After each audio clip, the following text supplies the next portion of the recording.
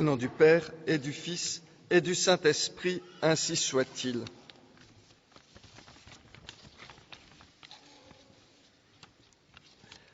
Notre Seigneur Jésus-Christ, qui était vraiment homme, s'est bien sûr, pendant sa vie terrestre, déplacé de la même manière que les autres hommes, non pas en transférant instantanément son corps d'un endroit à un autre, comme il aurait pu le faire par miracle, mais comme tous les autres corps, en passant par tous les points intermédiaires entre le lieu de départ et le lieu d'arrivée. Et pas même en volant, comme un oiseau, mais bien de façon humaine, puisqu'il était vraiment homme, c'est-à-dire généralement en marchant, avançant tantôt la jambe gauche, tantôt la jambe droite, comme font tous les hommes. Eh bien, il en va de même de l'enseignement de notre Seigneur Jésus-Christ. Parce qu'il s'est fait homme et parce qu'il parle à des hommes, il ne peut pas tout dire à la fois. En tant que Dieu, c'est différent. En tant que Dieu, oui, il dit tout à la fois. C'est même ce qu'il fait de toute éternité, puisque Jésus est de toute éternité le Verbe de Dieu, c'est-à-dire la parole de Dieu, cette parole parfaite en laquelle Dieu s'exprime complètement et se connaît lui-même. Mais ça, c'est en Dieu, dans le mystère de la vie divine, le mystère de la Sainte Trinité. Et Dieu seul peut comprendre ce langage de Dieu. Ici-bas, c'est très différent. Pour se faire comprendre des hommes que nous sommes, le Verbe de Dieu s'est fait homme et il a dû traduire en langage humain, c'est-à-dire en beaucoup de paroles, beaucoup de gestes, beaucoup de symboles, beaucoup d'images, ce qu'il veut nous dire de Dieu. Et encore une fois, dans notre langage humain, il est impossible de tout dire à la fois. De même que notre marche humaine n'avance que pas à pas, jambe après jambe, de même nos explications humaines insistent tantôt sur un point, tantôt sur l'autre, et sont toujours nécessairement incomplètes. Et du coup, ça ouvre facilement la porte à la critique. Et on voit dans l'évangile d'aujourd'hui que les ennemis de Jésus ne s'en sont pas privés. Dans l'évangile d'aujourd'hui, les pharisiens lui reprochent son indulgence avec les pécheurs. Cet homme accueille les pécheurs, il mange avec les pécheurs. Et on sait que ça n'est pas un reproche qui n'a été fait qu'une fois à notre Seigneur, c'est un reproche qui revenait assez souvent. Même chose lorsque Marie-Madeleine veut venir oindre les pieds de notre Seigneur, Simon le pharisien immédiatement critique dans son esprit notre Seigneur. S'il savait qui est cette femme et que c'est une pécheresse, il ne la laisserait pas approcher de lui. Donc, on a reproché à notre Seigneur d'être trop indulgent. Remarquez bien qu'on lui a aussi reproché d'être trop exigeant. Au point même que bien des disciples l'ont quitté et que notre Seigneur a dû dire à ses apôtres, « Est-ce que vous aussi, vous voulez me quitter ?» Et lorsque notre Seigneur a rappelé que le mariage est indissoluble, alors que les Juifs avaient fini par avoir un certain nombre d'exceptions, un certain nombre de cas de divorce, quand Jésus rappelle non, que l'homme ne sépare pas ce que Dieu a uni, le mariage est indissoluble, même les apôtres trouvent ce langage un peu dur. Ce langage est dur, qui peut l'entendre? Et de même, lorsque le jeune homme riche s'approche et demande à Jésus ce qu'il doit faire, que Jésus lui dit « Vends tous tes biens, distribue aux pauvres leur valeur et suis-moi », le jeune homme riche trouve que c'est trop dur. Il s'en alla tout triste. Donc, on voit régulièrement, notre Seigneur a été accusé d'être trop indulgent, mais aussi d'être trop exigeant. Pourquoi? Eh bien parce que, évidemment, il ne disait pas tout à la fois. De temps en temps, il insistait sur la justice, de temps en temps sur la miséricorde. Et il ne faut donc pas s'étonner si, au cours des siècles, les hérétiques, en interprétant l'Évangile à leur guise, peuvent toujours trouver des passages qui les arrangent, puisque notre Seigneur n'a pas tout dit à la fois. Et donc, sur cette question de la justice et de la miséricorde, vous le savez bien, on peut trouver d'un côté les jansénistes qui ne veulent voir que la justice et la rigueur, et évidemment, ils vont pouvoir aligner beaucoup de sentences de l'Évangile qui semblent aller en leur faveur. Et puis, en face, il y a les modernistes qui ne veulent voir que la miséricorde sans la justice, et du coup une miséricorde qui est faussée, qui est dénaturée.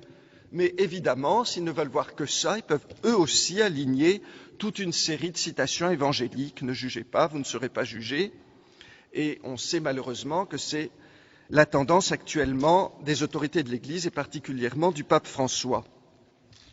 Quand on lit l'Évangile en entier, on s'aperçoit qu'ils ont tort tous les deux et que notre Seigneur ne bouge pas seulement le pied gauche ou seulement le pied droit, mais tous les deux, et que même dans l'Évangile d'aujourd'hui, qui insiste surtout sur la miséricorde, il rappelle 3 fois que les pécheurs doivent faire pénitence. Il y aura de la joie dans le ciel pour les pécheurs qui font pénitence. Donc, le ciel n'est pas ouvert à tous sans condition. Notre Seigneur vient apporter la miséricorde, mais le pécheur, pour recevoir la miséricorde, doit faire pénitence. On pourrait faire une liste impressionnante des reproches qui ont été faits à notre Seigneur et à l'Église et qui sont ainsi contradictoires. Les uns disent trop indulgents, les autres disent trop exigeants. Par exemple, les uns vont critiquer la confession, le sacrement de pénitence, en disant que c'est trop facile. Il suffit de dire ses péchés à un prêtre pour être pardonné. Et puis en face, d'autres vont dire au contraire que c'est trop difficile. Eh bien, évidemment, ils ont tort tous les deux. Ça n'est ni si facile, ni si difficile. Mais laissons-les se battre entre eux pour regarder encore pendant quelques instants l'exemple que nous donne notre Seigneur. S'il a 2 jambes et si, comme tout être humain, il avance tantôt le pied droit, tantôt le pied gauche, il n'a qu'un seul cœur. Et c'est ce cœur, ce sacré cœur, débordant d'amour et de miséricorde, qu'il manifeste dans l'Évangile d'aujourd'hui. On peut d'abord noter qu'il donne lui-même un exemple de douceur, de mansuétude, dans la façon dont il répond à ces scribes et ces pharisiens qui passent leur temps à le critiquer et à murmurer contre lui. Il aurait pu les rabrouer ou tout au moins simplement leur rappeler qu'ils sont pécheurs eux aussi, comme tout homme, et qu'ils ne devraient donc pas se scandaliser que Jésus s'approche des pécheurs. Mais Jésus ne leur dit même pas cela.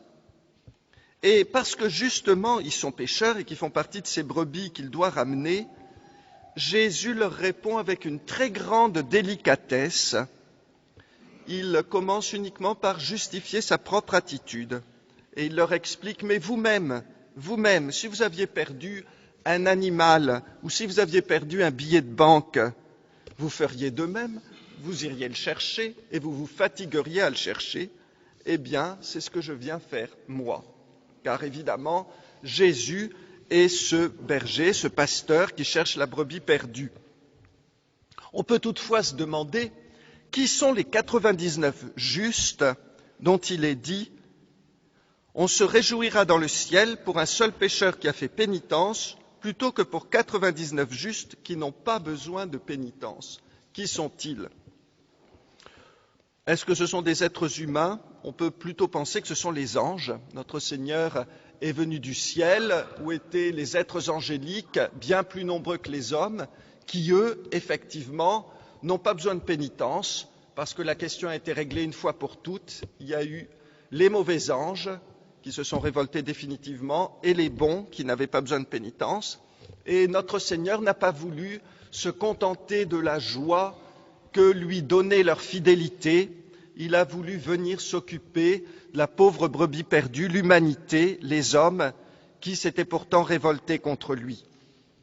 Et notre Seigneur ne précise pas, peut-être que les pharisiens, en entendant, se sont dit qu'il faisait partie de ces 99 justes qui n'ont pas besoin de pénitence. Notre Seigneur, encore une fois, au moins à ce moment, veut les ménager, veut essayer de leur faire comprendre ce qu'il peut leur faire comprendre. Remarquons bien sûr la tendresse avec laquelle notre Seigneur s'approche des pécheurs. Il précise, quand il l'a trouvée, la brebis perdue, il la met sur ses épaules, tout joyeux. Mais remarquons aussi la façon dont notre Seigneur fait partager sa joie après avoir ramené le pécheur. il appelle tous ses amis, ses voisins, et il leur dit « Réjouissez-vous avec moi, car je l'ai retrouvé, ma brebis qui était perdue. » Et de même, la femme ne se contente pas de mettre tout en peine pour trouver la drachme, la monnaie qu'elle a égarée. Elle appelle amis et voisines, une fois qu'elle l'a trouvée, et elle leur dit « Réjouissez-vous avec moi, car je l'ai retrouvée, la drachme que j'avais perdue. » Et on peut dire qu'on trouve ici le fond du cœur de notre Seigneur. Le fond du cœur de notre Seigneur, c'est cette charité, c'est-à-dire cette volonté de partager la joie, partager déjà la joie de Dieu, en Dieu, de toute éternité. Il y a cette joie qui est donnée du Père au Fils et du Père et du Fils au Saint-Esprit. Ils ont ça en commun de toute éternité. Et c'est cette charité qui pousse notre Seigneur à venir sauver les pauvres pécheurs que nous sommes. Et c'est aussi cette charité qui fera au ciel partager la joie que nous aurons tous à avoir été sauvés par notre Seigneur Jésus-Christ. Le bonheur du ciel ne sera pas seulement un bonheur individuel, nous nous réjouirons de Dieu, bien sûr, mais nous nous réjouirons en voyant ce qu'a fait notre Seigneur, non seulement pour nous, mais pour tous les autres, et la joie de chacun sera, pour ainsi dire, partagée avec tous les autres. C'est évidemment assez difficile à décrire ici-bas, ça nous dépasse totalement, mais il faut y penser, il faut se mettre dans ces dispositions. D'abord, ne pas être évidemment comme les pharisiens, les scribes qui pensent qu'ils n'ont pas besoin de pénitence. Et ça, si ça n'est pas dit clairement dans l'Évangile, c'est dit dans tout le reste de la messe. La Sainte Église ne veut pas que nous nous imaginions que nous sommes des justes qui n'ont pas besoin de pénitence. Elle rappelle dans l'Épître, par exemple, Saint Pierre nous dit qu'il faut nous abaisser. Abaissez-vous sous la main puissante de Dieu pour qu'il vous élève au temps de sa visite. Donc, humiliez-vous, c'est seulement en vous humiliant que vous pourrez obtenir la grâce de Dieu. Même leçon dans la collecte, on dit à Dieu que lui seul est saint, lui seul est stable, lui seul peut nous maintenir, et ainsi de suite. Donc, premièrement, remercions notre Seigneur d'être venu nous sauver. Nous sommes la brebis perdue qu'il est venu chercher. Et puis également, essayons d'entrer dans les sentiments de son cœur vis-à-vis des pécheurs. Peut-être que nous ne le faisons pas assez, peut-être que nous jouissons de la vie religieuse qui nous a été donnée au baptême, la vie de la grâce, les sacrements, que nous nous installons un petit peu dans cette vie et que nous ne pensons pas à ces millions d'âmes qui en sont privées, que nous ne sommes pas assez soucieux d'intercéder pour eux. Et pourtant, notre Seigneur veut que nous le fassions comme il l'a fait lui-même, il s'est déplacé, il s'est fatigué, et il nous annonce qu'une partie de notre joie du ciel viendra de cela, de la joie de voir les pécheurs qui se seront repentis. Et c'est dans la mesure où ici-bas on se dépense pour obtenir cette conversion, qu'on prie pour eux, qu'en simplement les rencontrant dans la rue, on pense à intercéder pendant ne serait-ce qu'un quart de seconde pour eux, qu'on offre tous les jours quelques petites prières, quelques petits sacrifices pour la conversion des pécheurs. C'est dans cette mesure-là qu'on pourra s'unir au cœur de Jésus et participer pleinement à sa joie.